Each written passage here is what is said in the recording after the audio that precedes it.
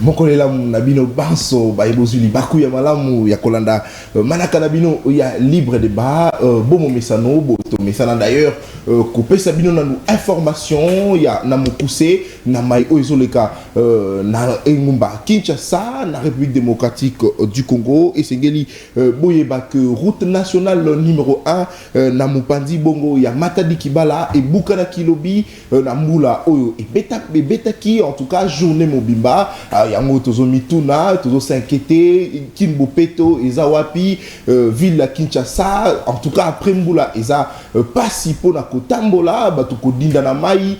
Est-ce que Bakondi ya ville ya Kinshasa bakoki en tout cas ko sala musala na ndenge logo banité pour que to éviter makambo yo après bambula wana ezali information ya liboso ya mibale boyebi était officier supérieur ya la police oyo tolanda ki biso no à travers ba réseaux sociaux auto monaki na kati ya supermarché azalaki kozwa eloko ndenge balobaka na lingala ya solo ko yiba eloko na kati ya supermarché azalaki bongo auti bongo kozala suspendu azui bongo sanction pour été apé ba misusu ba yeba ko se comporter malamu et puis information sur Kaizali avenue Mongala na commune ya Gombe avenue Oyo place ambassade ya Italie ezalaka et outi bongo kozala baptisé na kombo ya ambassadeur italien Oyo ba bomaki na mopandi ya est ya mboka na biso avenue wana avenue Mongala et komi bongo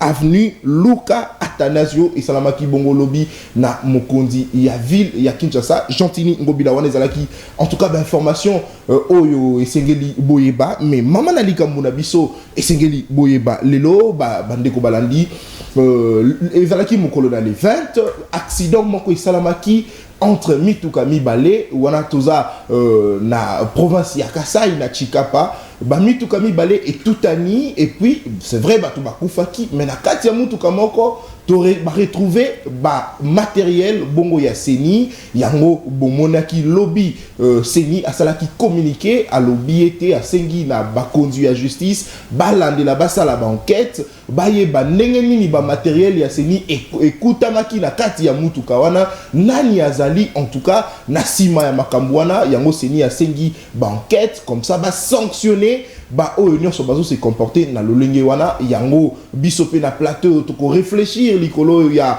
makambo wana to zomituna mutuna toyeba est-ce que Seni akoka ki lelo vraiment ko s'inquiéter amona que matériel ezana kati ya mutuka ya privé soki Seni azo s'inquiéter bongo c'est que elinge la kisa que Seni ayebi ata nombre de matériel te o azanango parce que soki ayebi nombre de matériel certainement akoyeba que voilà mon matériel mon bungi to mususu bungi ezomona te c'est qu'il faut kolandela soki Seni aza surpris ya koyeba que na kati ya mutuka ya mutu moko ya particulier to bazo retrouver matériel ya Seni c'est que makambo ekomi en tout cas mbilinga yango to ko pesa maloba bongo na bayi kongomani o bazali na biso na plateau pour ba réfléchir ba pesa likanisi na bango na makambo oyo alors pour to banda émission na biso na bandina nous présenter le maître Patrick Tinda Mwana Nsuka ya MLP avant biso longo maître Patrick Mbote pe boyi malam na libre débat Mbote mwana mboka mbote na ba co-débatteur mbote na bana mboka bino ba ibanso bo palangani mokili mobimba ba ibozu bongo libaku ya kolanda émission libre débat mwana mboka mwana suka maître Patrick Tinda mongali bonga mwana okata ongolo obusheshe apesi bino baso mbote ndeko mopandi sango na ko profiter na émission na yo émission kitoko émission ya peuple na pesa bana MLP ba cadre tout combat militant mbote ilongo moko na mwana mboka Franck Diongo s'occuper akamati bongo libaku ya kotala bongo émission na yo na pesi pe bana yafuna baso mbote merci. Maintenant mingi maître Patrick Tinda Mwana Nsuka MLP alors tozali pe na ndeko José Kaniki ACP ya Gentini Ngobila ndeko José Kaniki mbote pe boyini malam. Merci beaucoup Ndeko, merci pour l'invitation na yo et ça on a toujours elengi ya ko se retrouver na plateau na bino oyo CML 13 et plus précisément libre débat. Na pesi mbote na bande ko to ko partager na bango esika oyo plateau oyo pe na ba téléspectateurs nyonso oyebi biso Alliance de Congolais progressistes au parti cher ya mwana mboka le gouverneur de la ville Gentini Ngobela Mbaka azosala be mosala pour un intérêt général pour un intérêt ya ba congolais près pe tolobi boye biso tozali ko se préparer pour être tokende na ba élection pour être tolongisa ACP pe surtout tolongisa tata mokonzi Natono mingi ndeko José Kaniki ACP ndeko Merley Vuvu azape na biso longo 1 heure ya maître Pascal Nyemo Muyumba ndeko Merley mbote na opebo yi malami mbote ndeko Nathan mbote na bako débatteur bakulutu na ngami balé ça c'est vraiment un privilège aux la plateau na bakulutu balé na ngala tout na to rolobele biso personne coup de point na 4 émissions to les cas et oyebi bien sujet na biso ya lelo oyebi to kolobela Mai Matali Seni ba matériel ko ba retrouver na kati ya moto ko na lo baboy bande na biso ya régime ya Noctambile n'éviter sous bazo comprendre mambo ça là parce que bazo la ya otambola bazo la tena butu pour rien. Opération coup de poing, j'avais dit que c'est une opération très mal pensée, très mal orientée. Parce que sur le côté c'est l'État qui devient escroc. L'État a vendu, l'État a collecté des taxes, des impôts. Pas bateau l'État est qui ba yibi biloko na yi. C'est-à-dire muyibi yibi nga espace na nga. Mais nga la kenda rozwa mbongo et puis un jour na la mouina ton la bité fona bukai.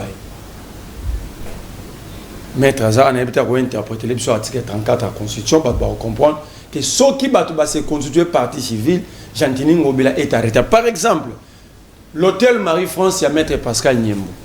Tobi mana ba caméra au bala qui s'habille sur place, il y a un espace et comme une emprise publique. Babou qui a. Oh, pour nani. Maintenant, il y a parce que les documents sont là. Ba métrage nango eza koni siko o place babuki wana ba yebisa biso ya zwaki combien de mètres il y a espace à l'état o bango ba récupérer combien de mètres soki eza ba règlement de compte hôtel et ça l'état moi je ne comprends pas parfois on mozanga mamalo bana yoko pourquoi parce que tant ba tonga net hôtel wana ndako étage de to benga la lingala awanda ku étage si batu bakenda la ministère urbanisme et habitat aye tango kena urbanisme et habitat c'est dit faut même un plan il y a construction là yo ba expert il y a urbanisme il faut batala matonomi tango batali ba peso sko ba benga autorisation de bâtir sko tango ba ye wana ba ko buka l'état muto escroquer to bato ba victime nde ba escroquer en fait bango misala ko sana ko sa bango ya liboso eza ça va chasse d'eau ça Gentini à liboso ba chasse d'eau na ba toilette à hôtel de ville mon place fa bana de l'eau ami balé il fera long la rivière Ngobila liboso hôtel de ville de l'eau ami ça tout zanu na biso abuka il y a 4 écoles kabinda abuka cha wenze ba sa raté voilà là où on a très bien alors ndeko Eric Bila fait à cause de Nabiso Sinark Tozozelae certainement à cause de Nabiso na émission alors Tobandi n'engena bande koloba que to kolobela Mai Matali Seni ba matériel o ba retrouver bongo na kati ya mituka o et ça la accident bongo na Chikapa Seni azosenga en tout cas ba kente ça comme ça ba sanctionner ba sali makambwana maître Patrick Tinda ozana maloba en 7 minutes à l'analyse na yo lecture na yo na mayonio so Seigneur a exigé la justice pour voir ça la pour ba établir ba responsabilité. Merci ndekorangai na lingi na lobelana no ba imboka ya mboete na simba bongo sujet na yo pour mwana mboka maître Patrick Tinda alobelaka bongo ba individu tenga na lobelaka peuple bongo na lingi na lobelana no peuple bana mboka babengaki ngai balobi mwana mboka moi eloko moko domaine moko totikala ko sepela na mboka ezalaki obe lisano ya motope lisano ya ndembo bongo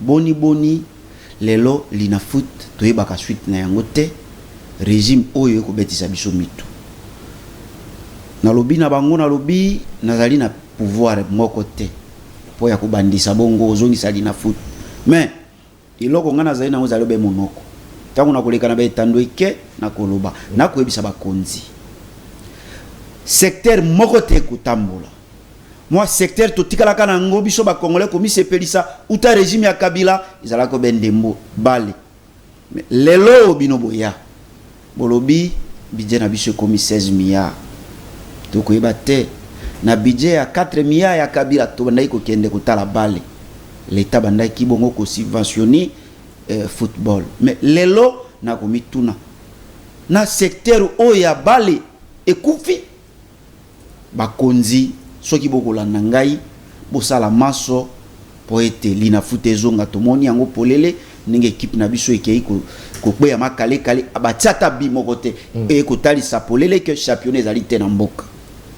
Deuxième sujet ndeko na ngai nalingi nalobela bana mboka oyo basalaka epai baendo pakistanais babenga balobi mwana mboka toko sala mosala makasi mosolo ya malonga tokokamata te bako faire travailler biso ko mo banyama nalobi mokumba wana na kamati yango bakonzi na biso bokamata mokano ya kopostile moto atindaka bino te bana mboka bako nyokwama mosolo ya malonga te baendo pakistanais bako salisa bango mosala ya makasi momo babandaka mosala ebani me tango basilisaka mosala ebani te bakozwa lifuti ya malonga te nalobaki na kolobela bino poete bakonzi ministre à travail na ebite mosala ni ya salaka na ba inspecteur du travail bino boki kotala situation bandeko na biso wana te lelo bakolela c'est comme si l'état azali te ndeko na ngai na kamati sikoyo motuna na yo ifaki na lobela nano ba imboka oyo babengaki ngai par rapport ya motuna na yo na koloba boye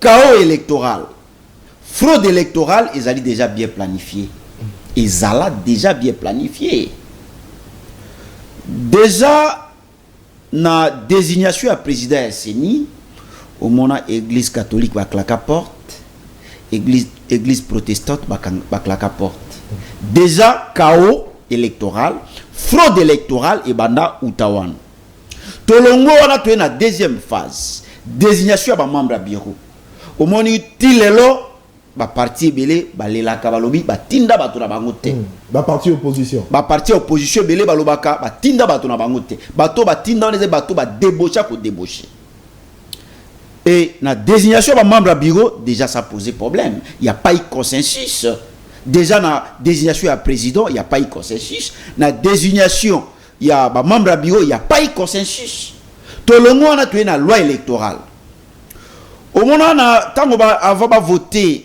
loi électorale wana bato oyo ba géniteur bato oyo ba bongisa ki bongo loi électorale wana au monique ba claquaka porte Kouloutou Délice Sanga et les autres G13 ba claquaka porte ba bima balobi nyamu salami maye toluka ki to bongisa loi électorale toza na loi électorale moko ya kitoko ko sala que volonté à congolais ezala respecter bandeko balingi yango te majorité oyo et salama na monana sur base ya mbongo balingi te que tozwa comment dirais-je tozwa loi électorale moko oyo kozala que ba proclamer ba résultat bureau de vote par bureau de vote ba sala makamuna na molongo bango balingi bongo te tokuka moi ndeko nango komono après élection koka oyo 7 millions oyo 10 millions to ebite 10 millions wauti nango wapi eza déjà bien planifié na loi électorale oyo basali la forcing et kotalisa ke kawe bandaki déjà wana ndeko nangai tolongo wana toye na opération ya enrôlement ya ba électeur na ba étape nyoso wana biso ba yi opposant to crier to talisi mais bandeko na biso ya pouvoir régime au pouvoir et longomoko na bandeko na biso ya CENI balingi koyoka te okomono ke bato pouvoir bako sepela na maso CENI ako sala nyoso ko salama biso to ko crier na scandale bango bako trouver yango normal ezali loko moko ezali planifié entre bango na CENI tolongo wana ndeko na ngai toye na opération il y a enrôlement, il y a électeur. Et si tu es comme on amateurisme, nyamu. Et ndeko kulutunangai kadi malobi na première abengaki yango na ebite première zone première aire opérationnelle et kozwa bongo 1 mois biso totalisie tolobi kulutu 1 mois ezali moke il faut na histoire ya makambo ya maponomi pe ya ba enrôlement tout le monde ke ba pesaka yango 3 mois 3 mois 15 jours oyo koloba oyo ekosimba te tolobi to panzani minoko bas ils ont fait fi ba yo kibiso te elongo moko na bato à pouvoir c'est kokote la kulutu na biso kadima et tu es comme on a que mayetolobaki monoko na biso nganga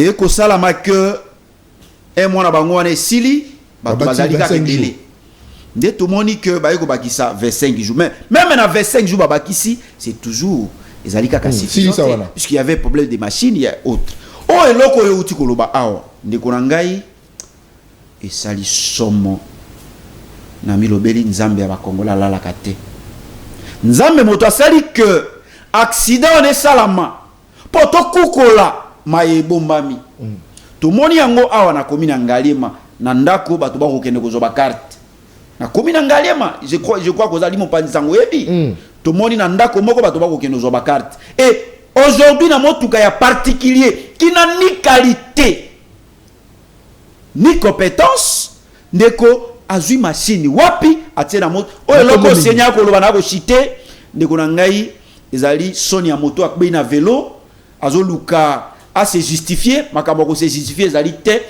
lelo ba congolais ba comprendre que élection koya et kozala élection oyo kozala volonté ba congolais te fraude électorale et puis chaos électoral les alliés déjà planifié je crois que ba congolais bo tellement déjà auto komona ekotali ça que ba kozoba zoba biso lisusu bo tellement poete to bundela bongo ekolo matonomi maître Patrick Tinda alors ndeko José Kaniki aux appels à 7 minutes maître Patrick Tinda lobi oyo seigneur akosala ezana ngo soni ya moto akoyi na vélo. Est-ce que vous avez bon parce que inquiétude d'abisso à ce stade ils ont koyeba que ndengeni seigneur a koyeba nombre ya ba matériel parce que ils ont le la papa na ndaku ayebi ke na somba 5 kits ya plastique ils ont la kananda soki moko ebungi okoyeba to koyeba ti okoyeba parce que ndengeni seigneur aza yemo ko pe surpris ya koyeba que matériel ezate et que kokutama na kati ya mutuka ya particulier oyo ndeko Patrick Tinda lobi ezanango soni ezanango soni ya mutu akoyi na vélo. Merci beaucoup ndeko na ngai na lobi boy na lombango quelle que soit la durée de la nuit le soleil finit ou finira toujours par apparaître. De l'osoko kei na mbinzo zone côté na ngawana okomana kelelo bazo inaugurer usine ya captage d'eau pour nous desservir bakinois na bakinoise. Après l'embaimbu, l'élo ezana. C'est-à-dire que les promesses du chef de l'État ont été réalisées petit à petit et ça nous disons bravo. Nabaki Siboye, Neko Merlin, au Kanti vraiment que toute une ville de Kinshasa, tout un pouvoir, et vous l'amgara bonatongo et y pas mentor nayo parce que quelquefois tu te présentes comme analyste politique tu dois aussi t'assumer mon frère. Nazali il y a une heure. Ada une heure. Ok c'est bon je l'accepte comme tel. Union des nationalistes et révolution. Ok y a pas de problème. Ba lamu ki kaka boye ba tie oyo nyoso ba chaka na ba carte puis là ibani ko tambola ti ye kaka na libosanda ko na bango et puis soyons sérieux monsieur Merlin. C'est une opération. Ça n'a pas commencé chez vous, dans votre maison. Quand je dis chez vous, ce n'est pas chez toi, ça dit c'est ton mentor. Ce qui a dans le document, ce n'est pas un problème. Mais je ne pense pas que Akoki Koya, toute une ville, va bouler railler. Va bouler pour la nuit. Est-ce que Ezaka Yende va gratter Manguruti? Bah le bien un règlement des comptes, hein? Vraiment, c'est ridicule même si les ridicules ne tuent pas. Ne tuent pas du tout. Yo monité. kuna na Kingabo basaki mosala. Au monité était na bon marché, na comment on appelle ça, Barumbu basaki mosala. Matondo zonga siko na moto. Donc c'est-à-dire que c'était opération. Yo maître na yo suki awa, yo lekisi barolia yo. C'est ça, rétablir l'autorité de l'État et récupérer les emprises publiques. Matondo. Certes, ce n'est pas parfait, mais au moins il faut encourager. Tokei. Naleki, qu'on se le dise, tout ce qui se passe à la CENI, ce n'est pas parfait. Oui, bien, œuvre humainement, oui, c'est parfait. Et elle a raté. Et elle a raté. Mais au moins, c'est que ce qui est parfait, c'est bon, s'il vous plaît, voilà pourquoi la CENI a été justice ou bien baza compétent pour que ça enquête, recherche, ça mais quoi de plus normal? Du moment que tu reconnaître que Ezalaka parfait, même aux États-Unis, il y a eu ce genre de choses. Pas expressément similaire. Mais Bamakam Oyo, Barekamaki, à gauche et à droite. C'est même vrai, en France. C'est vrai, Barekamaki, mais quand même, comment on a que particulier à soi, machine, on est grave, si tel est le cas, nous le condamnons, nous le déplorons. Ça, c'est clair. Et voilà pourquoi la CENI a été que les compétences et ça, les dossiers, on a pour retrouver qu'est-ce qui se passe. Mais c'est normal. C'est normal dans le sens où toute œuvre humaine n'est pas parfaite. Maintenant, quand on constate que ce n'est pas parfait, qu'est-ce qu'on fait? On s'était? Non. Et c'est Ngali Koloba, et c'est Ngali que Basala Moussala pour être retrouvé pourquoi Sami Boye, Nengenini, Nalolengenini, et j'en passe. Mais ce qui est essentiel ici, ça c'est un épiphénomène. On ne va pas nous dire que l'élection que la crédible était parce qu'il y a eu cette bêtise. Non, mais est-ce que ça le coûte? Parce que excusez, Mouto a eu matériel wana. Et là, quand il y a ça, on a évité. Peut-être qu'il y a sa carte et pas Batunaye. Oh, il y a souka à voter et puis à bimi député par exemple. Nazo CP là. Poso le bateau évité. Tant que évité. Et Seigneur Seigneur Salani a diligenté enquête n'a pas service compétent pour envoyer non. Comment elle s'est retrouvée dans Maboko ya particulier. Comment est Salami pour être échappé dans le contrôle, par exemple, de la CENI. Ce sont des choses mais l'essentiel que les résultats. Mais qu'on se le dise, le gouvernement finance la CENI. La CENI a tiré Makambu Nanzela. Il y a eu enrôlement. Première ère. Il y a eu, dans le premier temps, plus ou moins 7 millions. La CENI a Bakissi est commis plus ou moins 14-15 millions. On a dépassé déjà la moyenne. Parce qu'en attente, c'est acquis 18 millions si je ne m'abuse pas. Maintenant, et ça a la prévision. Et au-delà, tout comme et en ça. Donc le travail a été pas à 100% bien fait, mais au moins, il a été dans le sens, il y a intérêt, il y a bas congolais. Au lieu quitter que CENI à la première ère, à l'objet durant les 25 jours où Babakisaki, eh bien, les centres, presque tous les centres, et comment qui vident. Mais tout le monde paye dans le centre. Moi, comment on a Kinshasa, Batou Babalaï, où est la Nalobi Boye. Et Missous fait bazuiter. Nalobi Boye. Quand on vous donne plus ou moins 2 mois, Yozo, c'est là les derniers jours. Est-ce qu'on ne peut pas aussi sensibiliser les Congolais en disant que c'est nous qui avons fauté à ce niveau-là? Même à l'époque, lorsque ils ont 3, 4 mois, au moment où on a dit que les derniers jours, c'est-à-dire c'est aussi notre comportement. C'est-à-dire que Tozela a toujours jour à Souka, Nani a bien voté que les Congolais généralement dans la. Mais qu'on se le dise, avec 14 millions, avec 15 millions, c'est amplement suffisant pour aller à une élection. Et j'aimerais ajouter ceci. Si, ça va. Nazana on a minute. J'aimerais ajouter ceci rapidement. Ndeko, quand tu nous parles qu'il y a eu confusion, il y a eu par rapport, il y a présidence, il y a bureau, il y a CENI, par rapport, il y a la loi électorale. Mais les déçus, Franck Diongo, mon amboka Franck Diongo, il soutenait le régime en place. Il était là. Il était d'accord.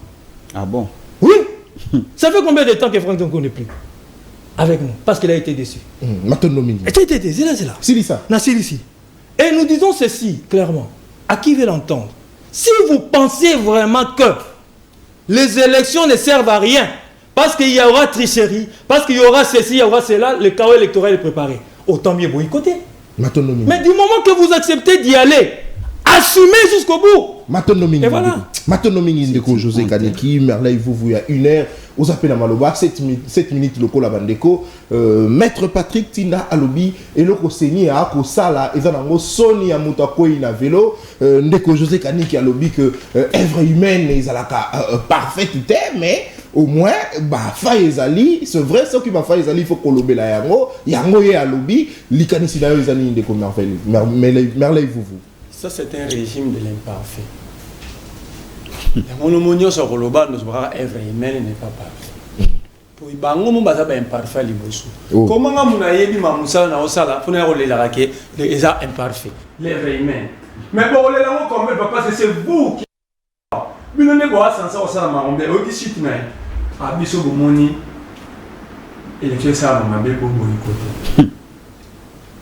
Abimisi marambo basololaka. Parce que nous avons boycotté, ça veut dire que tu l'as dit aux Congolais. Merci de rejoindre notre camp de la révolution. C'est ce que nous demandons au peuple. Voilà. Là maintenant, la Bible a une rationalité. Il faut que le peuple soit en charge. Il faut une révolution, il faut un soulèvement populaire pour changer les choses. Voilà comprendre que le système est amabé. Non, le peuple ne va pas boycotter, mais le peuple va récupérer. Il y aura la réappropriation de la nation.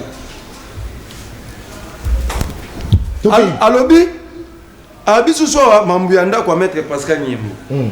Mais nous avons un débat sur il faut lire l'article 34 de la Constitution. Est-ce que Jantini a un document délibéré par une autorité compétente à justice et autorisée à Bouka? Parce que l'article 34, alinéa sur la Bouka, il faut décision.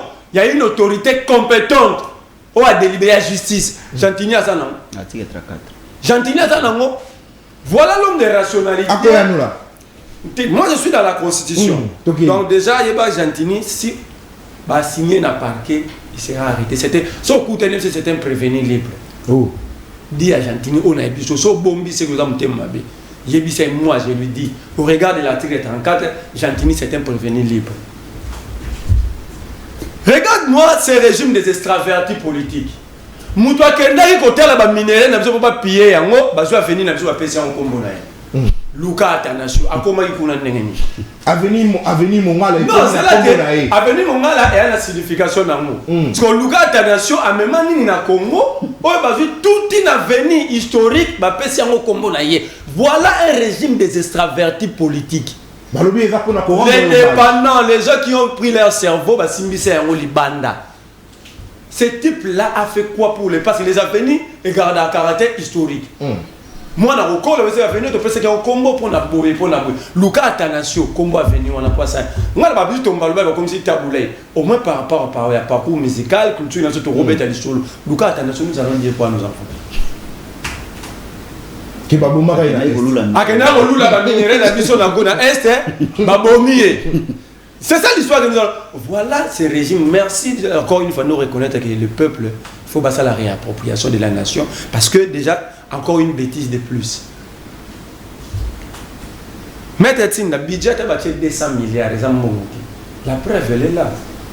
Baba enseignant la grève, baba médecin bazo Kénégal. On a travaillé là 7 mois. Partout les gens sont impayés, mais binoga va budget mati. Budget mati dollar est combien à 23. Budget mati. La ville 24. Bocha ya ngwata moni yebisa yeta sama lukonda tuka na 16 milliards te. Koko sa auto do monde na ya muke alba 400 milliards. La réalité, le peuple voit.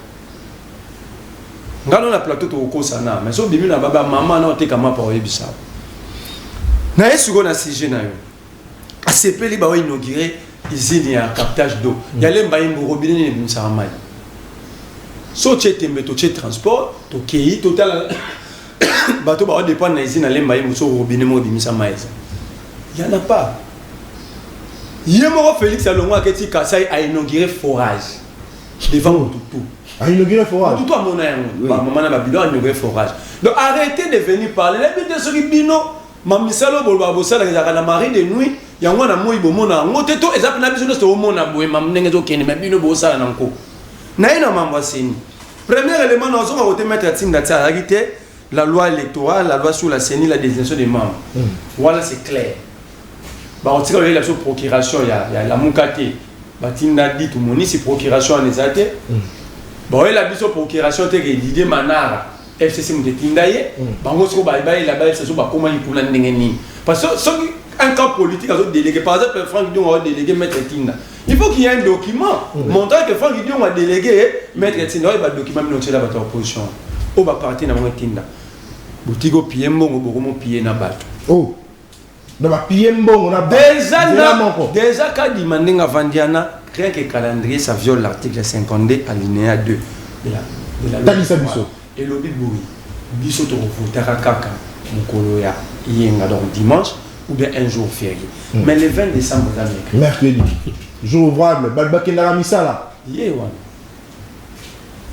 Deuxième violation, M. Chouamounene. L'article 211 ne parle pas de l'identification. L'article 211 de la Constitution sur le prérogative constitutionnel et la CENI. Et ça, clair, Balobi, Constitution affichée. Enrôlement des électeurs, mais quand il m'a vu sur terme, c'est identification. C'est que la Constitution ne reconnaît pas. Article 211. Violation, M. Tout n'a qu'à demander le mot identification, attirant mon texte. Ok. Cartographie électorale. Je vais battre la données statistiques pour passer la cartographie. Raison pour laquelle, là où il y a eu exode, on va mettre une proportion électorale. Espace Kassai, 25% proportion électorale à Congo. Moïse Katumbi Kouta Lobi. Nakatanga, Siko Bakasaya, Kemingi. Naki chasse Sika Bayemingi, Bakiti qui chasse à 6%.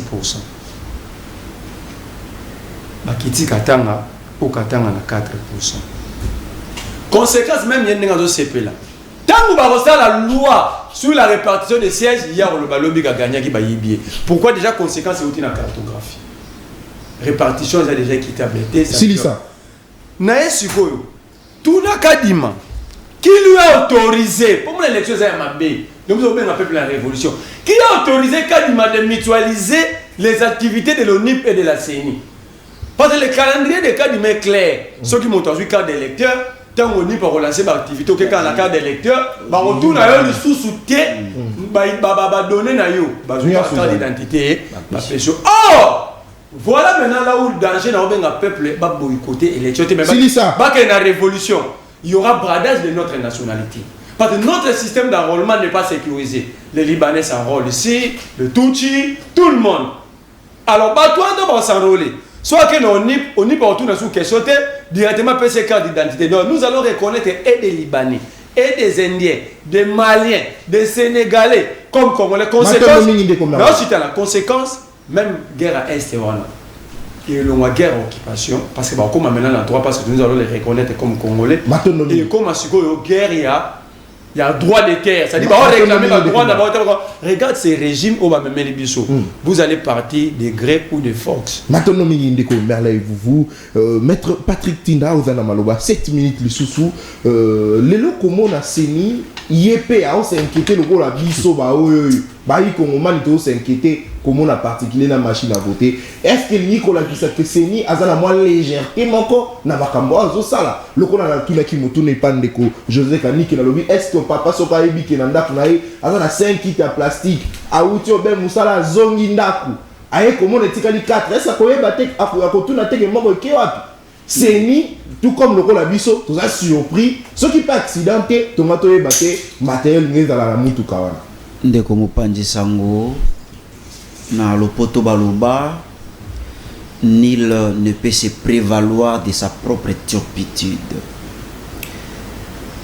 ndeko motuna moye yo tuningai na koyanula siki penza na yango mais tikana loba likambo moko ndeko alobi ya mwa somo kulutu na ngai tolinga ekolo ozokende génération na bino bozokende déjà balumba bakende yo bozokende bozobebisela biso avenir biso tozali nanu bozobebisela biso avenir azo lumumba bunda ezalaki mwa azi moko ya moke kulutu soko mokolo mwa mandefa pembe bimi bundela mboka tika kosekende ko journaliste bundela mboka ezali na âge oyo moto akoki kotia sentiment na bomoi ezali na âge oyo moto akoki kotia sentiment na bomoi te kulutu nazali na limemia na yo mais olobi mwa makambo ya somo awa o yo izini oyo oye olati abakosi oyene misho kobete tolo na izini oyo Corée du Sud kabeli biso e yo kosepela toyoka soni omoni régime oyo ebetisi bakongolais mitu bakongolais bazali déçus na régime oyo yaki pona comme espoir régime ozalaki espoir pona bakongolais et décevoir bakongolais mais tango yo koyawa okokumisa izini ya mai yeba que ezali gouvernement na biso mote financier yango te ezali don lokola biloko nyonso nekolo na biso ezalaka be don oyo pe ezali don kulu tolobi Frank Diongo yo kobenga efistre tango azalaki na union azalaki puisque biso tozala jamais na union sacrée tozalaki ko soutenir président de la république tozala jamais na union sacrée et olobi biso tondimaki mais peut-être oebite totikala kondima makambo ebele salama te désignation ya kadima biso totikala kondima yango te tolobaki tokosiaki Félix Tshisekedi que azali mwana Etienne Tshisekedi il faut sala makambo proprement d'abord na maye na désignation ya malonda totambola to réclamant tango nyamu ko sala maya kadima nous avons tout sala point de presse toloba que mwana Tshisekedi il faut sala makambo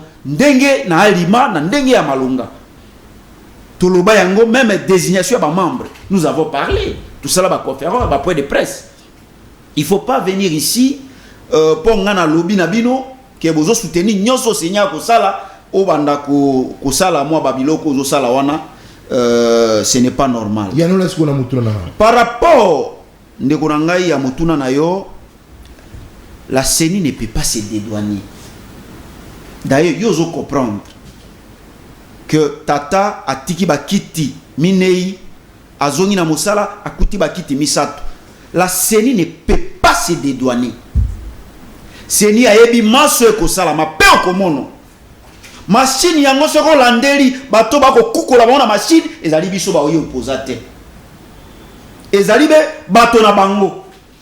Be bato ya union sacrée oyo ndeko na ngai mopanzi sango bakoki ko salela peuple loko te peuple nde azali directeur ya ressources humaines tango bato bako yangela o bakamataki mokano ba salela peuple mosala na conscience na bango bayebi ke maema soyo ba kanaka bako salela peuple basali te ndeko sala que bakomi sikoyo kotala ndenge nini seni ezala na mopanzi na bango ku constitutionnel ezala na mopanzi na bango ndoko mono comme ba réussir kozwa seni kosomba seni kotia loboko na bango likolo ya seni ndoko mono machine eko se retrouver bena mamituka na bango okomono baketo ya kosenge wana ekosalama na ndengelo soki ezalaka moi opposant mais déjà sikoto yebi déjà propriété ya mutuka wana mais comme ezali biso te pembe basi batie maboko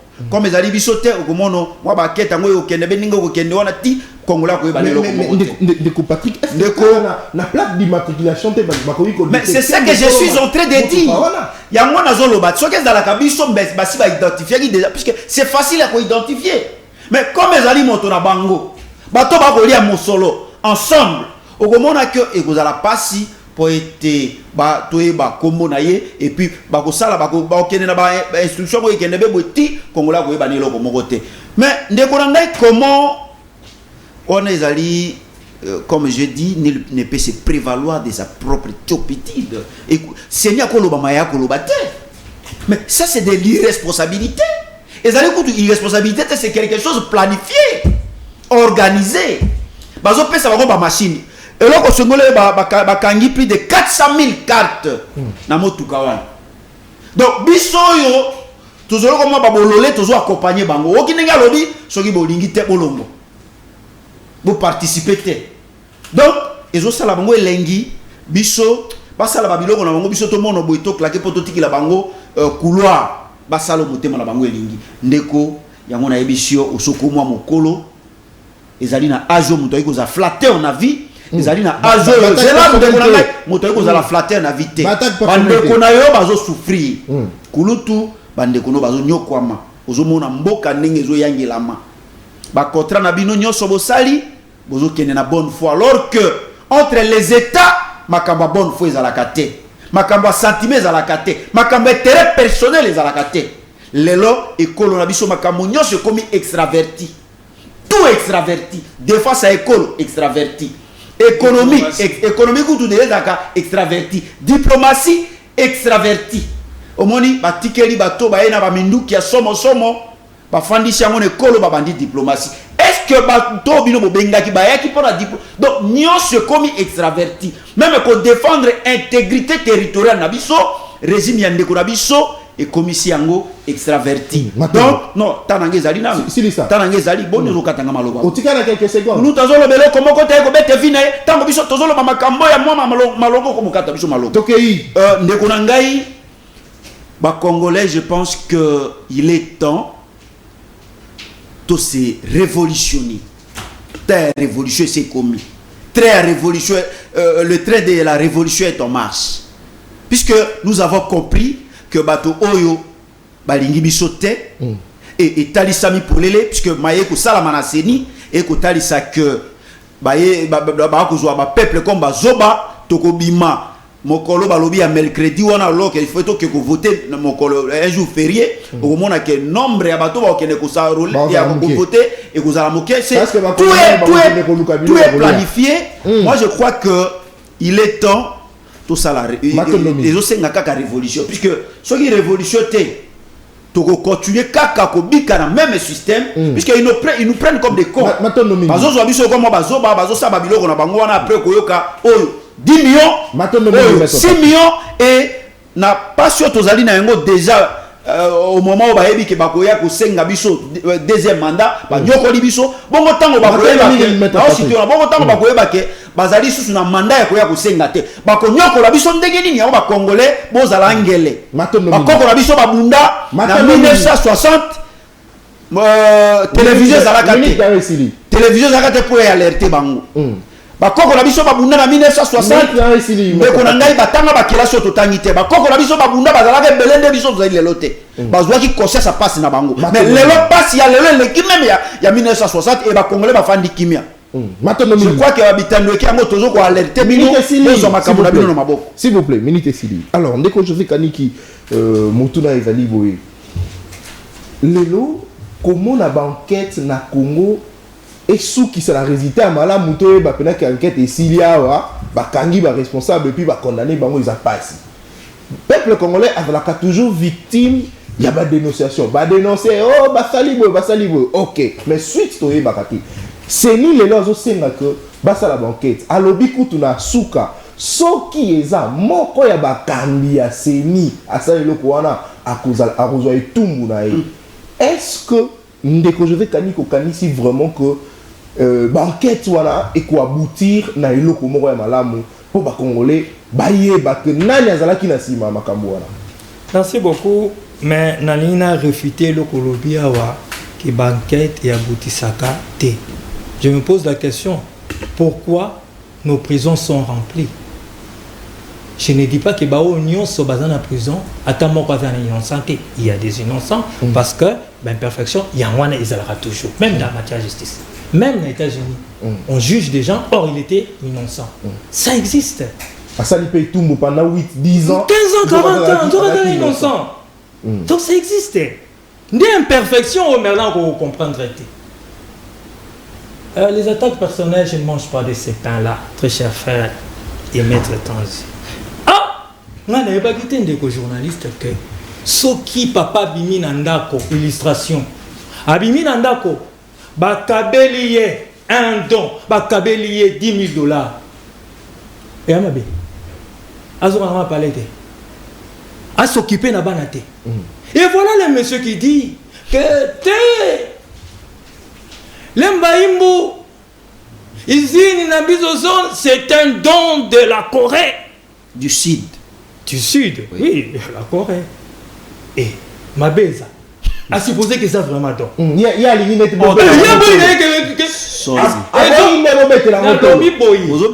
ont bénéficié na ba Congolais, oui ou non? On bénéficie de ça, oui ou non? Honte à vous. Encore, là, on a une hypothèse. Encore que c'est un mensonge. Oh. On continue. On continue dans le lobby boy. Ndeko Merlin, manque de rationalité, na bon sens na yo et atteindre paroxysme. Des okunda okana kata nyosologie.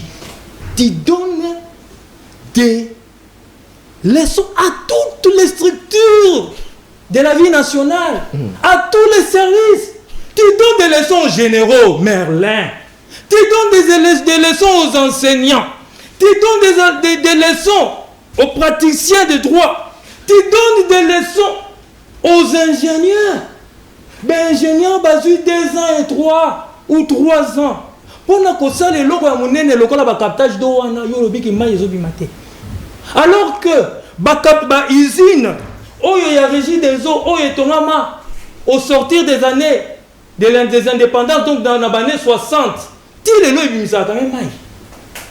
Mais le travail qui a été fait, mon cher, arrête d'être nosologue jusque dans les détails comme ça. Qui es-tu pour juger tous ces ingénieurs? Et pour ceux qui m'ont salé, ça la même malade montée. Papa, il y a une illustration. Baïzino et Tongama, Natiotéli, technologie à Kala. Ça fait cela 60 ans, ça fait cela 40 ans. Tu es le Bimsamay. Mais il y a Zotonga, Azotuna, Pompini, Maïzo Bimanale Baïm. C'est-à-dire, il veut me dire que ce travail-là était nul. C'est-à-dire, c'est une injure devant tous ces ingénieurs, devant tous ces gens-là, des experts en la matière. Mon cher, soyez un peu sérieux. Et là, on peut se leçon. Et là, on finit on a plateau, ça nous a bien été. On pose des questions bien été. C'est ce qu'il est en train de faire. Je passe. Qu'il me dise, monsieur Merlin, vous, que j'apprécie beaucoup malgré sa nosologie, qui atteint son paroxysme. L'article Nini, balobi que celui-là qui doit faire partie du bureau de la CENI, il doit venir du PPRD. Il doit venir de la Mouka. Il doit venir de ceci. Il faut autre opposition. Il faut autre opposition. Très bon. Il faut autre opposition. Il faut autre majorité. Il faut autre société civile. N'est-ce pas? Mais est-ce qu'on a détaillé les partis de l'opposition? Non. Mais non, mais je pose la question. Agé Matembo. Il est de l'opposition, il n'était pas de l'opposition. Mais il faut. Mais il était dans la partie de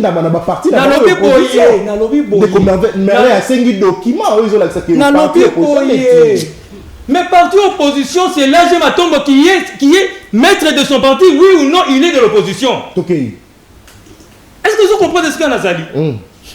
On parle de l'opposition. Agé Matembo, Mouto et Anogé, comment ça s'appelle? Constant Moutamba. Il faisait partie d'où? Les lots Franck Diongo, il s'est dit de l'opposition. Ceux qui Franck Diongo. Attendez, j'ai dit, il s'est dit de l'opposition. Les nuances. Vous dites ici que Franck Diongo, il sont dans l'opposition. Imaginons un peu que tu as ramené des bancs au Lélo. Franck Diongo n'a pas droit. Ceux qui battent Franck Diongo, à supposer que des bancs au Lélo. Franck Diongo, on va dire qu'il est de d'où? Mais c'est le même cas avec Ajimaté. C'est le même cas que Didier Manard. C'est le même cas avec celui-là de Nogé. vous faites les fiers, le train est en marche et on y va. Nazongi na seni.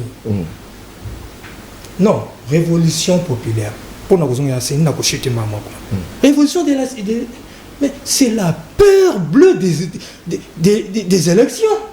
Voilà un monsieur Franck Diongo qui n'a jamais fait la révolution au temps de Kabila pendant 25 ans. Révolution. Voilà un monsieur qui, son patron du parti, a travaillé pendant 25 ans avec Kabila. Ils n'ont jamais fait l'opposition. Et plutôt, ils n'ont jamais fait la révolution. Mais aujourd'hui, à quelques mois des élections, ils réclament l'opposition. C'est pour nous ramener en arrière ou c'est pour nous avancer? C'est la peur bleue des élections. C'est nous. D'accord. La CENI a donné ce point de vue sur la situation. Et nous disons clairement que ce genre de choses ne doivent pas continuer, doivent s'arrêter. Je suis du même point de vue avec eux à ce niveau-là. Mais au-delà de ça, ici nous avons eu 14 millions d'électeurs. Admettons que 200 000, je donne un exemple, ça c'est moi qui donne l'exemple. 200 000 bazois qui sont qui cardent n'anga manyanga nyanga basangola qui deux fois ou ceux qui sont qui n'engagent. Mais est-ce pour autant le pourcentage il y a élection ou bien la crédibilité de l'élection est cause à la mise en cause? D'où il faut une révolution. Ils ont déjà mis en cause. Mais c'est ce que vous avez toujours prêché. Ce que vous dites là, que c'est une révolution, que l'élection cause à la bien été. Mais c'est le discours qui n'ont déjà bandakala, même le début du mandat. Ça ne nous surprend pas. Nous disons ceci. Vous avez réclamé, vous avez réclamé les élections. Pas une minute de plus. Quoi? Les élections. Pas une minute de plus. On vous demande humblement, venez, on y va aux élections pour que l'on vous batte à plate couture. Mais si vous pensez que réellement, si vous pensez que réellement les élections ne servent pas, alors boycottez et tentez la révolution et vous aurez l'État devant vous. Maintenant, je suis clair. José Kaneki, vous en 7 minutes. Très clair. C'est vrai qu'on rebondir là. C'est vrai qu'on rebondir là.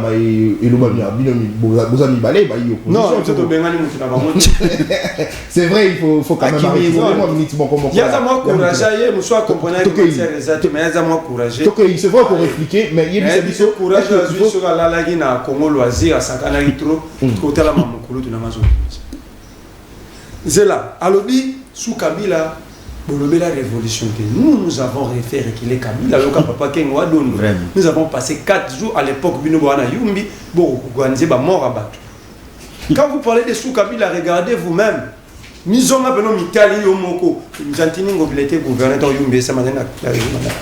Cite-moi un poste clé où Niembo a occupé.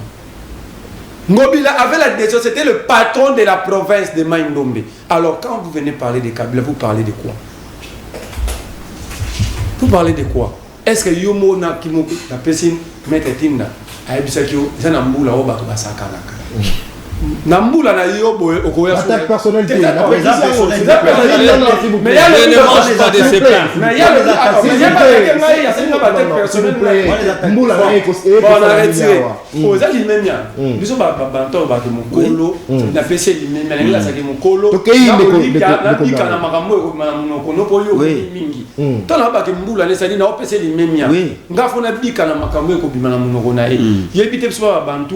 Bamikonde baza ba bibliothèque vivante. Tokei ndekomela. Yone ngayo ka kulutu mena yoki kulutu mambazo loba na mituni patron na Ngobila. Tango bato bakufa na Yumbi. Azaka nani tango Kabila wana.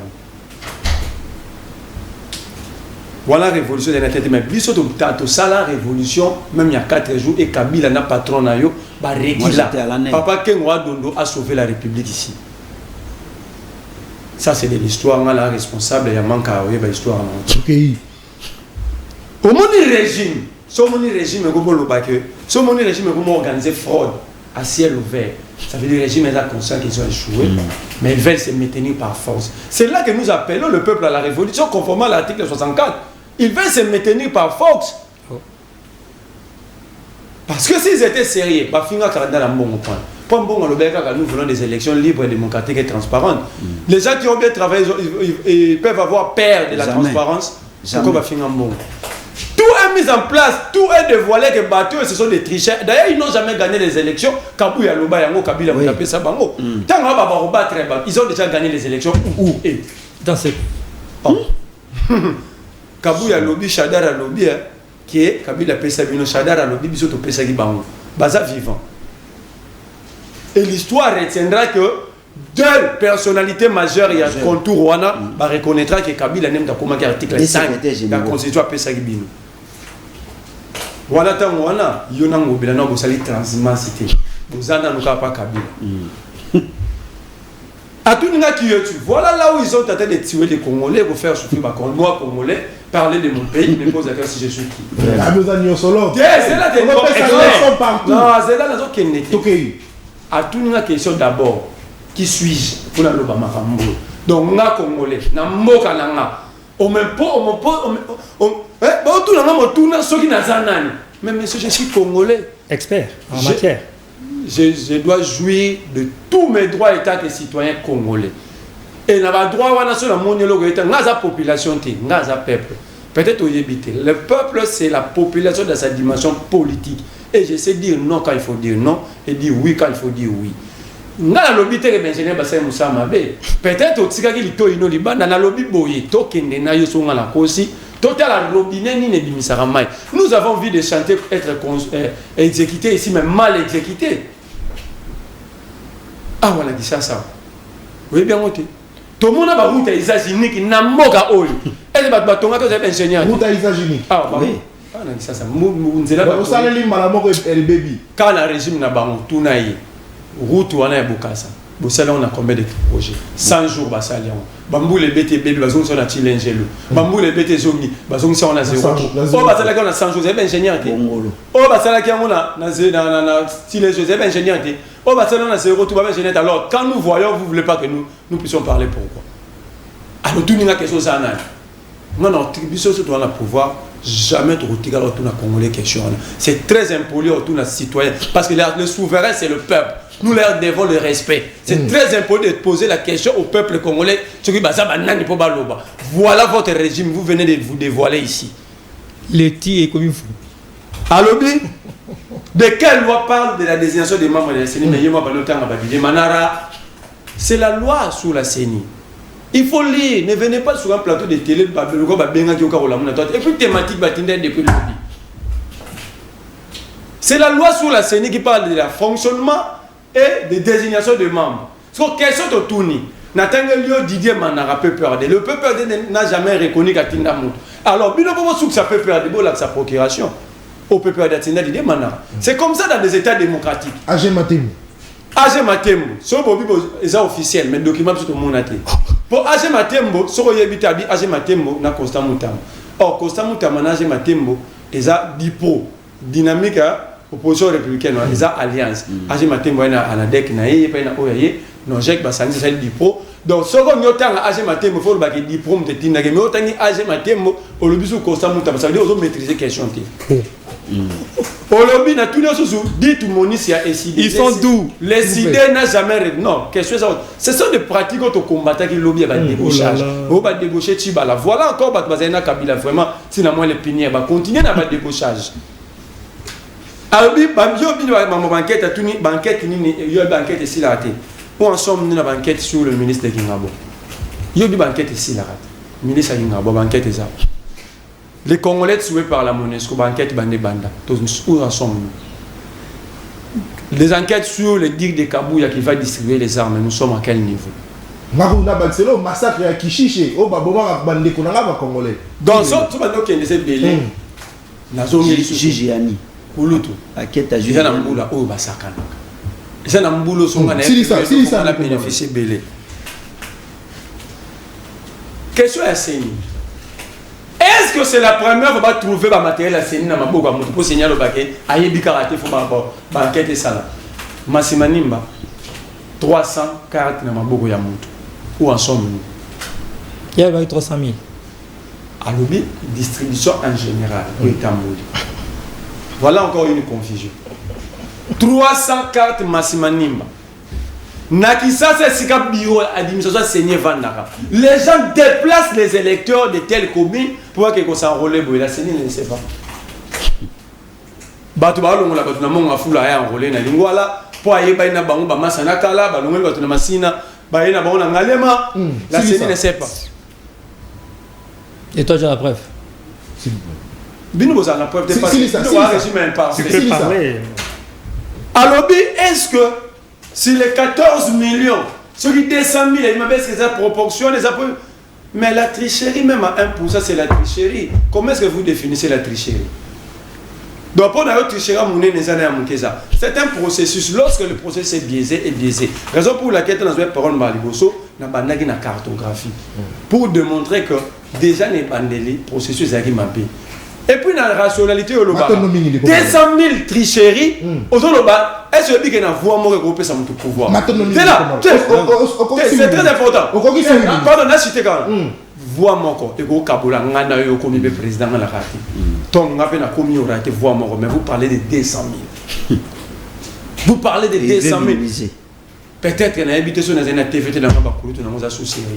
Maintenant, la TV dans le ballon. Maintenant, vous. Alors, en tout cas, Nasuka, nous avons respecté 3 minutes.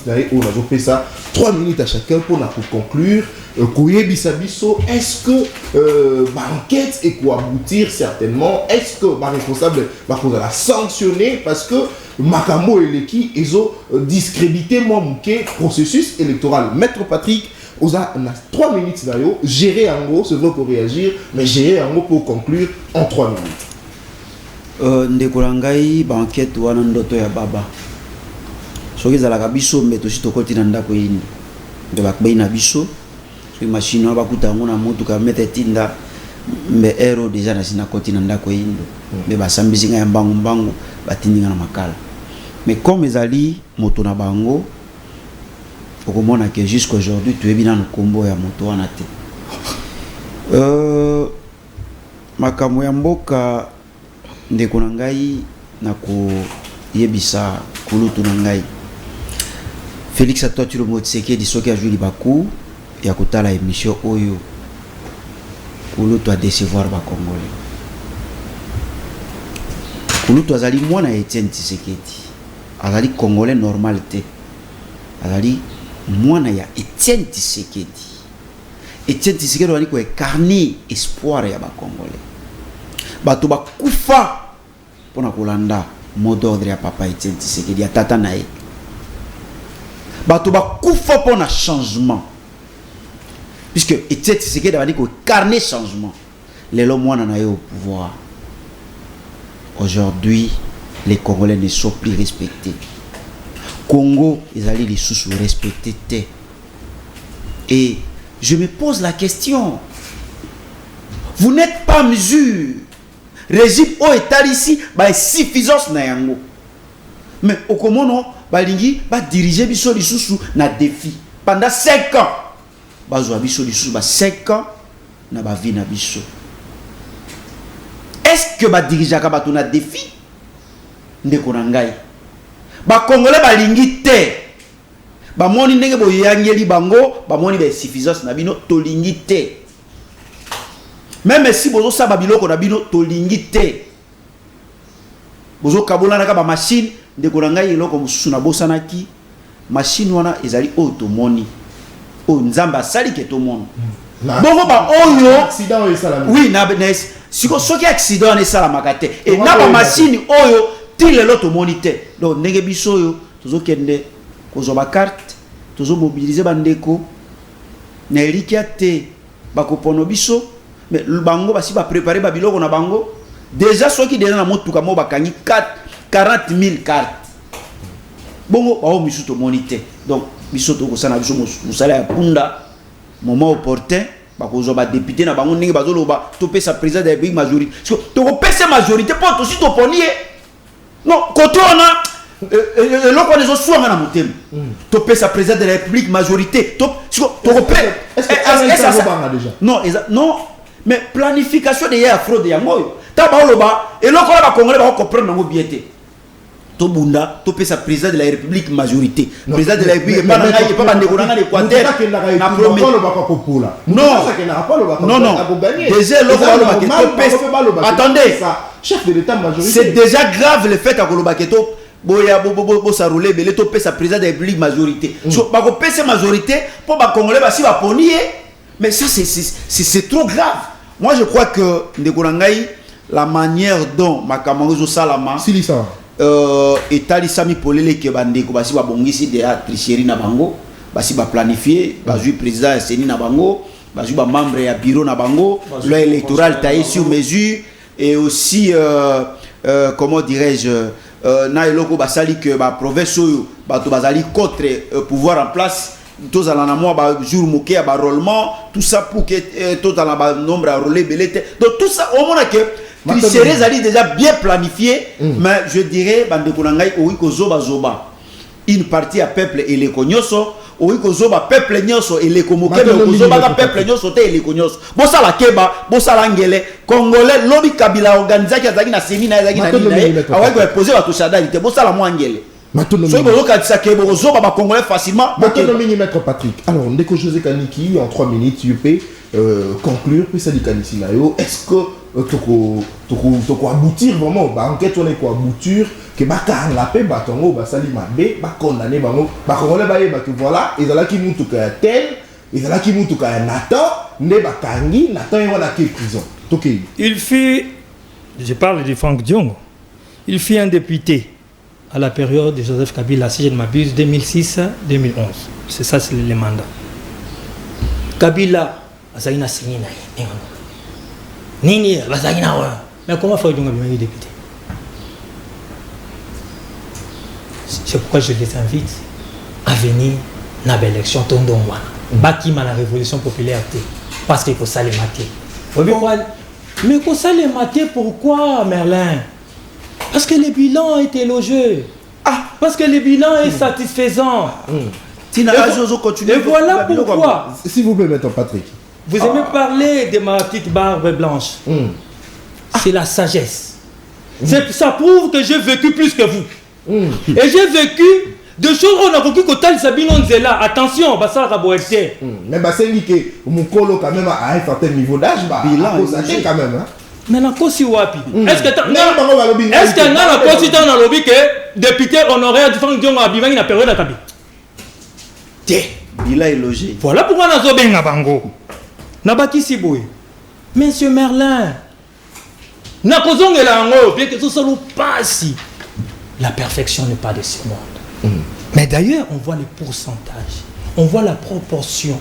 Yoka Frazo et Zonagamingi. Les irrégularités ne sont pas de nature à entacher la crédibilité des élections. C'est pas moi qui l'ai dit. Généralement, ce sont les experts. Les gens qui sont dans des bureaux, les observateurs. Les irrégularités. Donc, il peut y avoir des irrégularités. Bien que Tokogunda pour qu'ils alaté. Mais les irrégularités ne sont pas de nature à entacher la crédibilité des élections. On voit la proportion, on voit les pourcentages. Je pense que j'ai été clair. Nous avons vu à travers le monde. Il dit les régimes des imparfaits. Mais lui n'a pas appris que dans les régimes de la perfection, entre guillemets, aux États-Unis, entre Trump et Biden, il y a eu des chahuts sérieux. Les régimes de perfection. Mais il y a eu des irrégularités.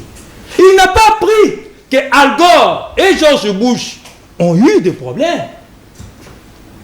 Donc, reconnaissons les imperfections, mais travaillons pour qu'elles aient, mais au-delà de ça, essayons de voir dans quelle mesure est entachée surtout par la crédibilité des élections. Voilà pourquoi nous les appelons tous à y être. Mais tout le monde a pété, c'est Nico Tchaf volonté, il y a qu'à travailler pour que l'imperfection allait bénéter, parce que Banda, tout bandi, opération enrôlement, tout le monde a collé là, mille, Makamama, mais ils ont continué Koko Baka. Non, faux. Faux. Sinon, il n'y aurait pas eu 14 millions d'enrôlés. Les enrôlés, chacun a sa carte. Azu carte na yo wapi. Na kati ndako mutu. S'il vous plaît, na sisa. Na kati ndako mutu. Je ne pense pas. Ngai na zu carte na centre. Toi, ozu carte na ndako mutu. Merlin zu carte na kati ndako mutu.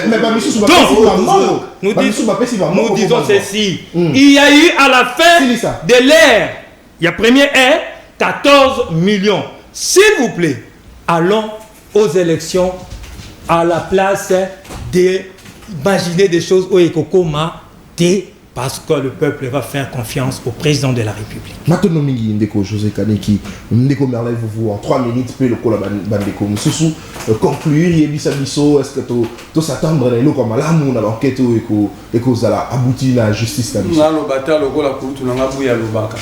On a une biso baïne de ce que je coule en brima et le oh, Sozo.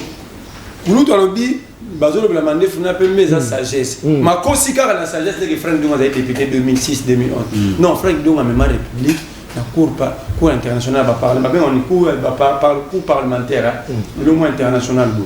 Et le Parlement va dédommager parce que va tricher contre elle. Union interparlementaire. Union interparlementaire, merci.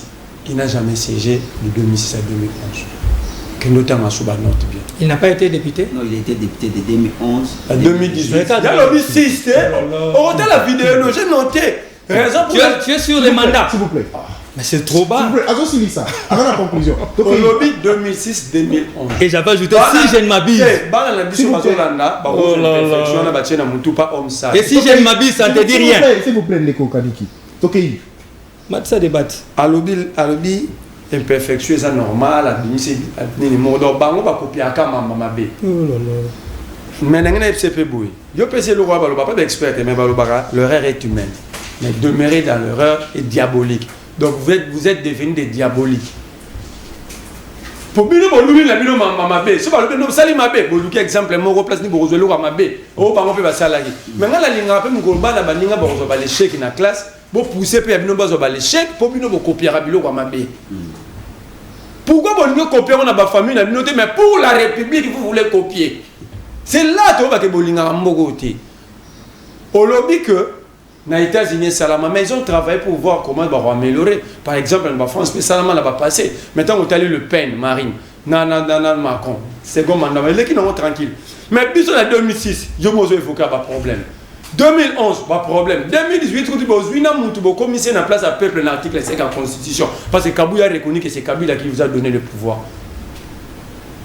Au lieu de corriger, baby si vous les sous.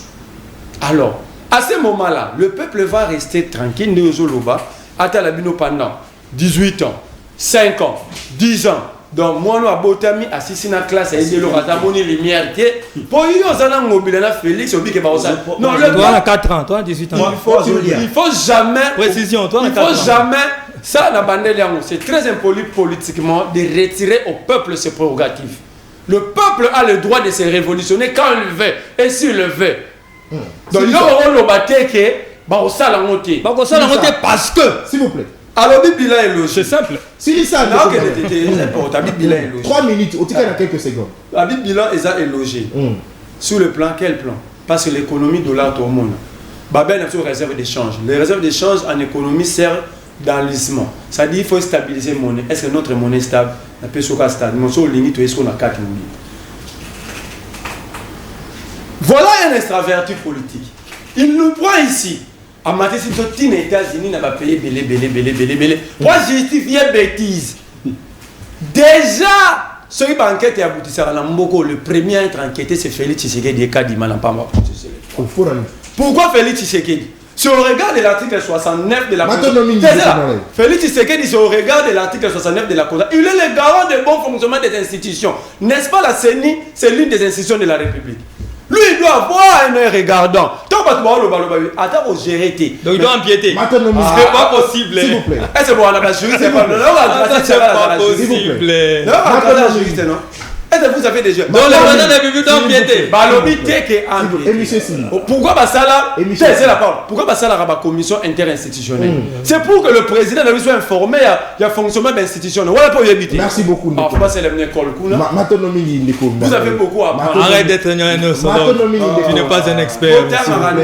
et Michel Sili. Alors, bande ko balandi Michel Sili, tout ça qui bon laisser moi ko la bino, ndeko merlay vous voir ali moko ya ba 1 heure ya maître Pascal Nimbo Muyumba, maître Patrick Tinda Mwanantsuka MLP à Franck Diongo et puis ndeko José Kaniki ACP et à Gentili Mobila na bangonde to Betty en tout cas masolo mai matali makambo isalamaki kuna na Kasai na Chikapa accident na kati ya mutuka to ba retrouver justement matériel ya seni ndeseni azosenga en tout cas banquette salama comme ça ba sanctionner ba oyo baza sima makambo wana biso pe ba kongomani tozosenga que cette fois-ci quand même tous à l'informer toye ba mutuka ngo ezalaki ya nani ata à travers plaque de population toye ba que merci de nom qui a mutuka c'est qui azana prison. Alors s'il vous plaît Michel Sili, alors tokutani bongo lobby on a dernier numéro il y a magazine Nabino Libre Débat. Au revoir.